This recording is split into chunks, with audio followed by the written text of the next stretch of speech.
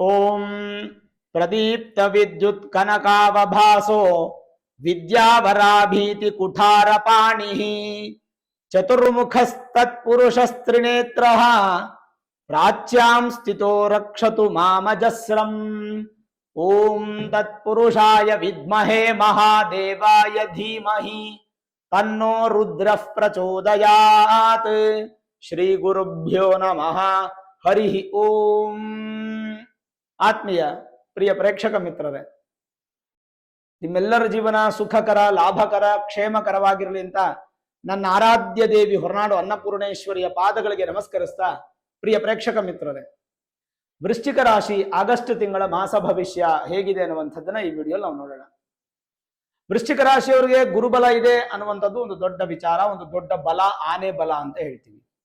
ಭಾಗ್ಯಸ್ಥಾನದಲ್ಲಿ ಗುರು ಇದ್ದಾರೆ, ಅವರು ನಿಮಗೆ ದ್ವಿತೀಯ ಮತ್ತು ಪಂಚಮ ಸ್ಥಾನಾಧಿಪತಿ. ಹಾಗಾಗಿ ನಿಮ್ಮ ಹಣ ಕಾಸು ಸಂಪಾದನೆ, ನಿಮ್ಮ ಕುಟುಂಬದ ಬೆಳವಣಿಗೆ, ನಿಮ್ಮ ಒಂದು ಮಾತಿನ ಒಂದು ಬಲ, ಪ್ರಾರಂಭಿಕ ವಿದ್ಯೆಯಲ್ಲಿ ಅಭಿವೃದ್ಧಿ, ಪೂರ್ವ ಪುಣ್ಯದ ಸಕ್ಸಸ್ಸು, ಸಂತಾನ ಅಪೇಕ್ಷಿತ ದಂಪತಿಗಳಿಗೆ ಉತ್ತಮವಾದ ಸಮಯ, ಇದೆಲ್ಲವನ್ನ ಗುರು ಕೊಡ್ತಾ ಇರ್ತಾರೆ. ಗುರುವಿನ ದೃಷ್ಟಿ ಕೂಡ ನಿಮ್ಮ ರಾಶಿ ಮೇಲಿದೆ, ಹಾಗಾಗಿ ನಿಮ್ಮ ರಾಶಿ ಬಲಿಷ್ಠವಾಗಿದೆ.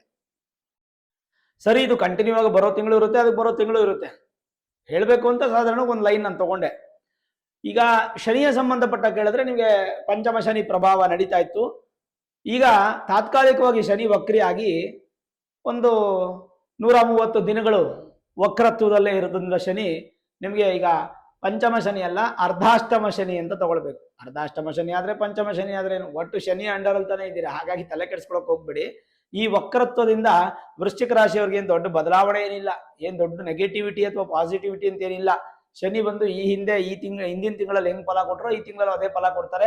ಸ್ಟೆಬಿಲೈಸ್ಡ್ ಆದಂತ ಉದ್ಯೋಗ ಇರುತ್ತೆ, ಗುರುವಿನ ಸಪೋರ್ಟ್ ಇರೋದ್ರಿಂದ ಉದ್ಯೋಗದಲ್ಲಿ ಅಭಿವೃದ್ಧಿ, ಬದಲಾವಣೆಗಳು, ಒಂದು ಸ್ಯಾಟಿಸ್ಫೈಡ್ ಆಗಿರ್ತಕ್ಕಂಥ ಒಂದು ಸ್ಥಾನಮಾನ, ಗೌರವ, ಅಭಿವೃದ್ಧಿ ಆಗ್ತಾ ಹೋಗುತ್ತೆ. ದೊಡ್ಡ ಬದಲಾವಣೆ ಉದ್ಯೋಗದಲ್ಲಿ ಇಲ್ಲ. ಇನ್ನು ಈಗಾಗಲೇ ಹೇಳಿದಂಗೆ ಸಂತಾನ, ಕುಟುಂಬದ ವೃದ್ಧಿ, ಇದರಲ್ಲೆಲ್ಲ ಚೆನ್ನಾಗಿರುತ್ತೆ. ಶುಭ ಕಾರ್ಯಗಳು ನಡೆಯೋದು, ಇದೆಲ್ಲ ಸಹಜವಾಗಿ ನಿಮಗೆ ಅಭಿವೃದ್ಧಿ ಆಗ್ತಾ ಇರುತ್ತೆ. ಚಿಂತೆ ಮಾಡೋ ಅವಶ್ಯಕತೆ ಇಲ್ಲ. ಇನ್ನು ವೃಶ್ಚಿಕ ರಾಶಿಗೆ ಚತುರ್ಥದಲ್ಲಿ ರಾಹು ಇರತಕ್ಕಂಥದ್ದು, ದಶಮದಲ್ಲಿ ಕೇತು ಇರತಕ್ಕಂಥದ್ದು, ಇದು ಕೂಡ ವರ್ಷದ ಫಲ, ಅದರ ತನ್ನ ಫಲನ ಕೊಟ್ಕೊಂಡು ಹೋಗ್ತಾ ಇರುತ್ತೆ. ದೊಡ್ಡ ವ್ಯತ್ಯಾಸಗಳಾಗೋದು ನಮ್ ಕೇವಲ ಸೂರ್ಯ ಮತ್ತೆ ಶುಕ್ರ ಮತ್ತೆ ಬುಧನಿಂದ ಮಾತ್ರ, ಕುಜನಿಂದ, 4 ಗ್ರಹಗಳಿಂದ. ಸರಿ, ಹಾಗಾದ್ರೆ ಆಗಸ್ಟ್ 1ನೇ ತಾರೀಕು ಶುಕ್ರ ಲಾಭಸ್ಥಾನಕ್ಕೆ ಬರ್ತಾರೆ ವೃಶ್ಚಿಕ ರಾಶಿಯವರಿಗೆ. ಲಾಭಸ್ಥಾನಕ್ಕೆ ಬಂದ್ರೆ ಏನಾದ್ರೂ ಫಲನ ಅಂದ್ರೆ ಅಲ್ಲಿ ನೀಚ ಸ್ಥಾನದಲ್ಲಿ ಇರ್ತಾರೆ, 0% ಬಲ. ಹಾಗಾಗಿ 7th house and 12th house lord is in 11th house but debilitated position. 7ನೇ ಮನೆ ಅಧಿಪತಿ ಹಾಗೂ 12ನೇ ಮನೆ ಅಧಿಪತಿ. 7ನೇ ಮನೆ ಅಂದ್ರೆ ಪಾರ್ಟ್ನರ್ಶಿಪ್, ಬಿಸ್ನೆಸ್, ಲೈಫ್ ಪಾರ್ಟ್ನರ್ ಅಂದ್ರೆ ಮದುವೆ ಮಾಡ್ಕೊಳ್ಳೋದಕ್ಕೆ ಸ್ಥಾನಾಧಿಪತಿ.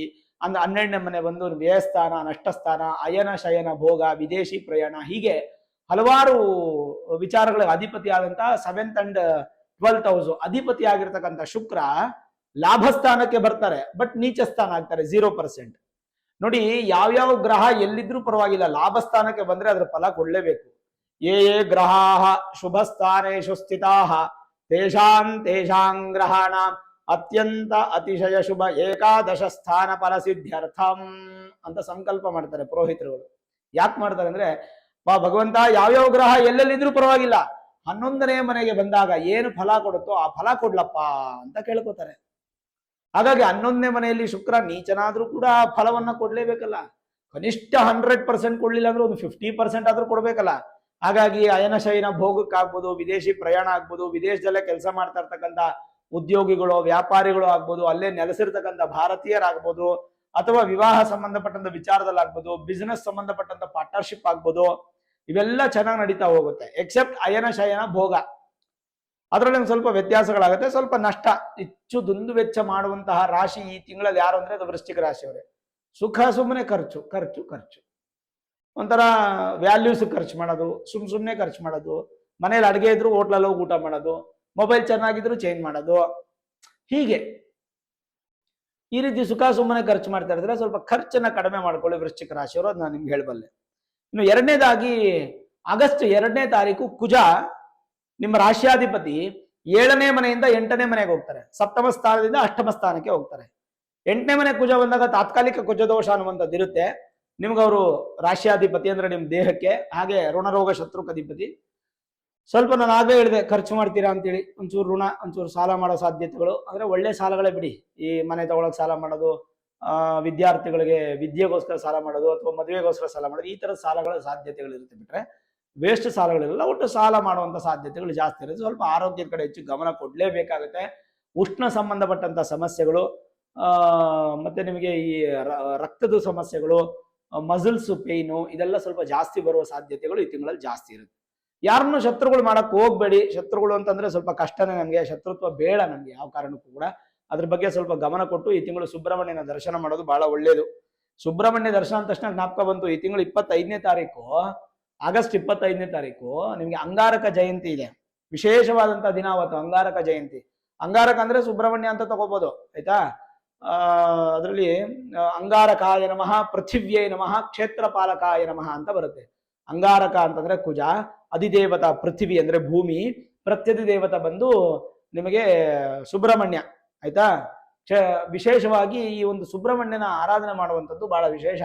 ಹಾಗಾಗಿ ಅಂಗಾರಕ ಜಯಂತಿ ಆರಾಧನೆ ಮಾಡಿ ಸ್ವಲ್ಪ ಕುಜದೋಷ ಅನ್ನುವಂಥದ್ದು ಕಡಿಮೆ ಆಗುತ್ತೆ. ಇದು ತಾತ್ಕಾಲಿಕ ಗೋಚಾರದಲ್ಲಿ, ನಿಮ್ಮ ಜಾತಕದಲ್ಲ. ಸರಿ, ಇನ್ನ ಭೂಮಿ ಸಂಬಂಧಪಟ್ಟಂತ ವಿಚಾರದಲ್ಲಿ ರಿಯಲ್ ಎಸ್ಟೇಟ್ ಅವ್ರಿಗೆ ಅವ್ರಿಗೆಲ್ಲ ಸ್ವಲ್ಪ ಸಮಾನ ಕಡಿಮೆ ಆಗ್ತಾ ಇರುತ್ತೆ. ರೈತರಿಗೂ ಒಂದ್ ಸ್ವಲ್ಪ ಅನಾನುಕೂಲಗಳಾಗ್ತಾ ಇರುತ್ತೆ. ಈ ತಿಂಗಳು ಒಂದ್ ಸ್ವಲ್ಪ ಅದ್ರ ಕಡೆ ಗಮನ ಕೊಡಬೇಕು. ಇನ್ನು ರವಿ, ಸೂರ್ಯ 17ನೇ ತಾರೀಕಿನವರೆಗೂ ಸೂರ್ಯ ನಿಮಗೆ ವಿಶೇಷವಾದ ಸ್ಥಾನ ಭಾಗ್ಯಸ್ಥಾನದಲ್ಲಿ ಇರ್ತಾರೆ. 60% ಬಲಿಷ್ಠವಾಗಿರ್ತಾರೆ. ಆಮೇಲೆ 17ನೇ ತಾರೀಕು ಕರ್ಮಸ್ಥಾನಕ್ಕೆ ಬರ್ತಾರೆ.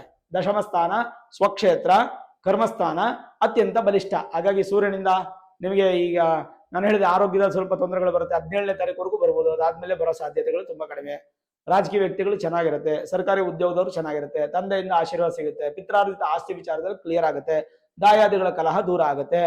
ಆರೋಗ್ಯದಲ್ಲಿ ಸಣ್ಣ ಪುಟ್ಟ ಬದಲಾವಣೆಗಳಾಗಿ ಸ್ವಲ್ಪ ಪಾಸಿಟಿವ್ ಕಡೆಗೆ ಮೂವ್ ಮಾಡ್ತೀರಾ. ಎಲ್ಲ ಸೂರ್ಯನಿಂದ ನಿಮಗೆ ಸಿಗುವಂತಹ ಪ್ಲಸ್ ಪಾಯಿಂಟ್ ಅಥವಾ ಪ್ಲಸ್ ಪಾಯಿಂಟ್ಸ್. ಓಕೆನಾ. ಸೂರ್ಯನಿಂದ ತೊಂದರೆ ಇಲ್ಲ.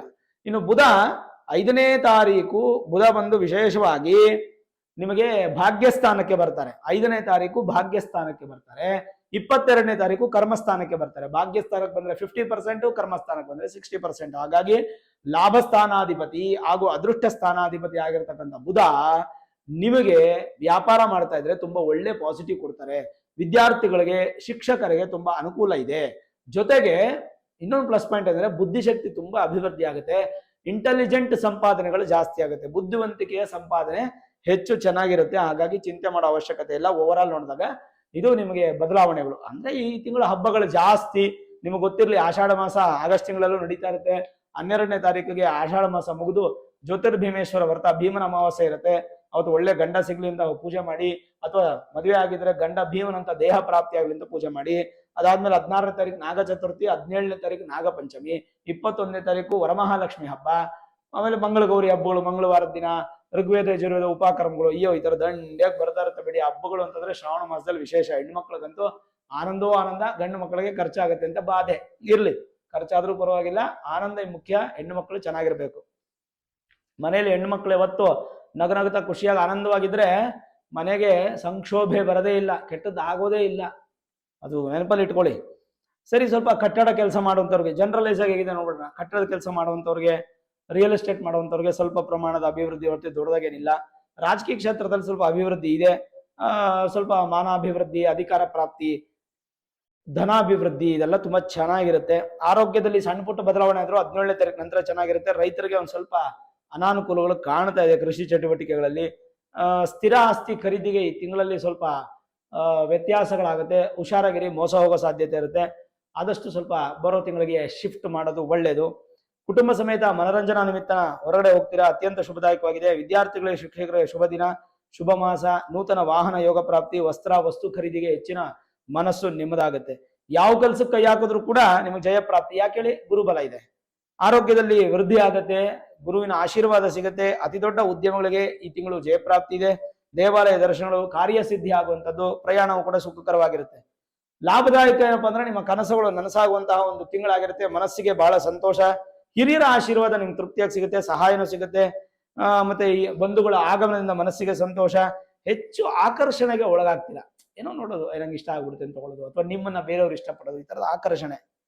ಕೆಲಸ ಕಾರ್ಯಗಳಲ್ಲಿ ಸಣ್ಣ ಪುಟ್ಟ ತೊಂದರೆ ಬಂದರೂ ಕೂಡ ನಿಮ್ಗೆ ಅದನ್ನ ಬ್ಯಾಲೆನ್ಸ್ ಮಾಡ್ಕೋತೀರಾ. ಉನ್ನತ ಸ್ಥಾನಕ್ಕೆ ಹೋಗುವಂತ ಲಕ್ಷಣಗಳು, ಗಣ್ಯ ವ್ಯಕ್ತಿಗಳ ಭೇಟಿ ಮಾಡುವಂಥದ್ದು, ದಾಂಪತ್ಯದಲ್ಲಿ ಹೆಚ್ಚಿನ ಅನುಕೂಲಗಳು, ಸಂತೋಷ ಇದೆ. ವಿದ್ಯೆಗೆ ಹೆಚ್ಚು ಮಹತ್ವವನ್ನು ಕೊಡ್ತೀರಾ ಈ ತಿಂಗಳು. ಬರುವಂತ ಅವಕಾಶಗಳನ್ನ ಉಪಯೋಗಿಸ್ಕೊಳ್ಳಿ. ಅದು ತುಂಬಾ ಒಳ್ಳೇದು. ನಿಮ್ಮ ಭವಿಷ್ಯದ ಉತ್ತಮ ದಿನಗಳಿಗೆ ಈ ಒಂದು ತಿಂಗಳು ಸಾಕ್ಷಿಯಾಗುತ್ತೆ. ವ್ಯಾಪಾರ ವ್ಯವಹಾರದಲ್ಲಿ ತೀವ್ರ ಪೈಪೋಟಿ ಇದ್ರೂ ಕೂಡ ನಿಮ್ಗೆ ಆಗ್ಬೇಕಾದಂತ ಅನುಕೂಲಗಳಾಗತ್ತೆ. ಯಾಕಂದ್ರೆ ಬುಧ 60% ಇರೋದ್ರಿಂದ ತೊಂದರೆ ಇಲ್ಲ. ಕರ್ತವ್ಯಗಳನ್ನ ಎಚ್ಚರಿಕೆಯಿಂದ ಮಾಡಿ. ಯಾರನ್ನೂ ಲೂಸ್ ಟಾಕ್ಸ್ ಮಾತಾಡಕ್ ಹೋಗ್ಬೇಡಿ. ಬಿಸ್ನೆಸ್ ಅಲ್ಲಿ ಕೂಡ ಒಂದ್ ಸ್ವಲ್ಪ ಪಾರ್ಟ್ನರ್ಶಿಪ್ ಬಿಸ್ನೆಸ್ ವಿಚಾರದಲ್ಲಿ ಒಂದು 50-50 ಫಲಗಳನ್ನ ಅಪೇಕ್ಷೆ ಪಡ್ಬೋದು. ಸರ್ಕಾರಿ ಕೆಲಸಗಳಲ್ಲಿ ಉತ್ತಮವಾದ ಫಲವನ್ನು ಪಡಿಬಹುದು. ನೂತನ ವ್ಯಾಪಾರಕ್ಕೆ ಈ ತಿಂಗಳು ಅಷ್ಟೊಂದೇನು ಉತ್ತಮ ಇಲ್ಲ, ಒಂದ್ ಸ್ವಲ್ಪ ಮುಂದಕ್ಕೆ ಹಾಕೋದು ಒಳ್ಳೇದು. ಷೇರು ವ್ಯವಹಾರದಲ್ಲಿ ಬಹಳಷ್ಟು ಚೆನ್ನಾಗಿದೆ, ಪ್ಲಾನ್ಡ್ ಆಗಿ ಹೋಗಿ ಮುಂದಕ್ಕೆ. ಜೊತೆಗೆ ಬಂಗಾರ ಖರೀದಿಗೆ ಈ ತಿಂಗಳು ತುಂಬಾ ಚೆನ್ನಾಗಿರುತ್ತೆ. ಕೋರ್ಟ್ ಕಚೇರಿಗಳಲ್ಲಿ ಅಭಿವೃದ್ಧಿ ಆಗುತ್ತೆ, ಮನಸ್ತಾಪಗಳು ದೂರವಾಗುತ್ತೆ. ವಿದೇಶದಲ್ಲಿ ನೆಲೆಸಿರ್ತಕ್ಕಂಥವ್ರಿಗೆ ಸ್ವಲ್ಪ ಅನುಕೂಲಗಳು ಜಾಸ್ತಿ ಇದೆ. ಬಂಡವಾಳ ಹೂಡಿಕೆಗೆ ಈ ತಿಂಗಳು ತುಂಬಾ ಚೆನ್ನಾಗಿರುತ್ತೆ, ಪ್ಲಾನ್ ಮಾಡಿ ಇನ್ವೆಸ್ಟ್ಮೆಂಟ್ಸ್ ಮಾಡ್ಕೊಳ್ಳಿ. ಜೊತೆಗೇನಪ್ಪಾ ಅಂದ್ರೆ ಮಾನಸಿಕ ಯೋಚನೆ ಜಾಸ್ತಿ, ಮಾನಸಿಕವಾಗಿ ಸ್ವಲ್ಪ ಬಳಲ್ತೀರಾ. ಕೆಲಸ ಕಾರ್ಯಗಳಲ್ಲಿ ಸ್ವಲ್ಪ ನಿಧಾನವಾದ ಪ್ರಗತಿಯನ್ನು ಕಾಣ್ಬೋದು. ಸ್ನೇಹಿತರಿಂದ ಸ್ವಲ್ಪ ಅಡಚಣೆಗಳು ಉಂಟಾಗುವ ಸಾಧ್ಯತೆ. ಬೆಲೆ ಬಾಳುವ ವಸ್ತುಗಳ ಕಡೆ ಗಮನ ಕೊಡಿ. ನಿಮ್ಮ ಗೌಪ್ಯ ವಿಚಾರಗಳನ್ನು ಯಾರಿಗೂ ಹೇಳಕ್ ಹೋಗ್ಬೇಡಿ. ಪರ್ಸನಲ್ಲು ಸೀಕ್ರೆಟ್ ಅಂತ ಯಾರಿಗಾದ್ರೂ ಹೇಳಿ ಸ್ವಲ್ಪ ಅದನ್ನ ಸಮಸ್ಯೆ ಮಾಡಿಕೊಂಡು ದೊಡ್ಡ ಪ್ರಮಾಣದ ಹಿಂಸೆ ಪಡೋದು ಬೇಡ. ಆದಷ್ಟು ಸ್ವಲ್ಪ ಪಾಸಿಟಿವ್ ಆಗಿದೆ. ನೋಡಿದ್ರಲ್ಲ, ವಿಶೇಷವಾದಂತ ಒಂದು ಅಭಿವೃದ್ಧಿ ಅನ್ನೋದು ವೃಶ್ಚಿಕ ರಾಶಿಯವ್ರಿಗೆ ಆಗ್ತಾ ಇದೆ. ಕೇವಲ ನಿಮ್ಗೆ ಕುಜ ಮಾತ್ರ ಚೆನ್ನಾಗಿಲ್ಲ.